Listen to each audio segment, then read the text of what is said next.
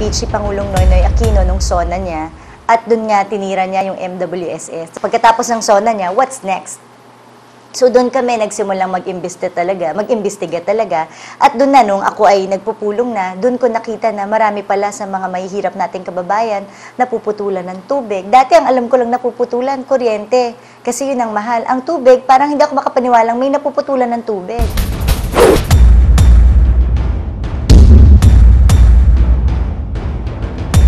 Simula ng 1997 na 2.40 lamang nung hindi pa ho nagpa-privatize per cubic meter, 2.40 po, ano? Samantalang ngayon, 2012, alam niyo ho ba kung magkano sinisingil sa atin? 48 pesos po. Yung nagsimula po ang rate natin 4 pesos and 70 centavos per cubic meter. Ngayon po ay umaabot na ng 37 pesos per cubic meter. An increase of 1,450% over a span of 10 years. Kahit sino po siguro magugulat bakit ganito kalaki ang sinisingil ng concessionaires natin. Paano ba ang komputasyon ng tubig sa atin nitong mga konsesyonaryo ng Maynilad at Manila Water? Alam niyo po, simple lang po ang itinatadhana ng concession agreement. Kailangan hindi po lumagpas ng 12% base sa kanilang kapital na inilagak na puhunan dun sa partikular na proyekto para dito sa tubig. Halimbawa po, ang Maynilad ay naglagay po ng 100 pisong kapital. Ibig sabihin, kung itong kapital na ito, na 100, dapat 12 pesos lamang ang tutubuin ng Maynilad. Dahil 100 piso lamang yung kanilang kapital na inilagay dito. Pero sa kanilang komputasyon, ganito po ang nangyayaring komputasyon ngayon. Paano po? Maynilad, 100 piso, plus Manila Water, 100 piso, plus yung mga ari-arian, yung mga pasilidad ng buong MWSS o ng ating gobyerno. Ibig sabihin, 100 plus 100, at kung yung pasilidad na yun ay 800 equals 1,000, doon lamang ho nila kinukompute yung 12%. So, ibig sabihin ay lutong tubig ho ang nangyayari sa komputasyon dito sa problema natin sa tubig. Kaya ang kawawang si Juan ay napakataas po ng singil sa tubig na nagsimula po yung privatization.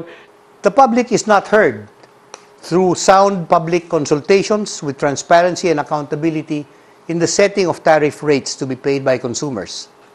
The rate or tariff fixings, and there is no publication notice, and there is no general participation by the public in the rate rebasing exercises provided in the agreements and in the MWSS public disclosure documents.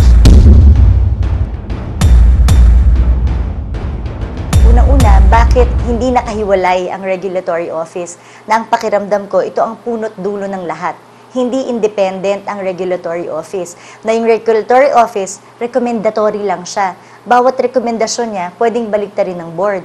Ang mandato po ng regulatory office sa ilalim po ng concession agreement, sila po dapat ang mag-i-evaluate, sila po dapat ang mag-check kung tama ba ang isinusumite ng mga business plan ng mga dalawang konsesionaryong ito. Sino ba dapat ang proteksyonan ng ating mga regulatory officers? Hindi ba tayong mga consumers? Hindi ang concessionaires. In short, the regulatory office is now working for the concessionaires instead of working for the consumers.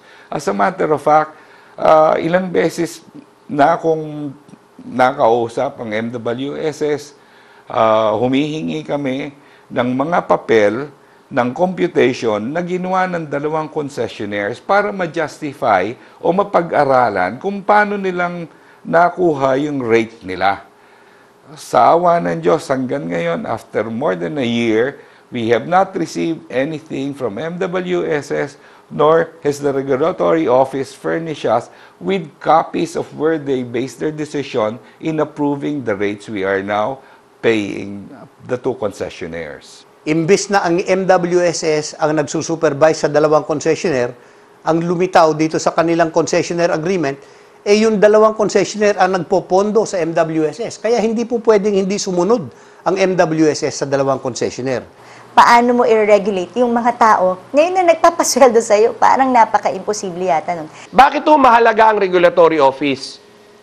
Kasi ho, sila ang mag-i-evaluate kung prudent ba, no?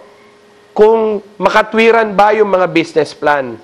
Kaso po, lumalabas na tila yata tikom ang mga bibig ng ating mga tao dito sa regulatory office at ganun din po sa Board of Trustees dahil nga ang nagpapasweldo sa kanila ay yung dalawang konsesyonaryo.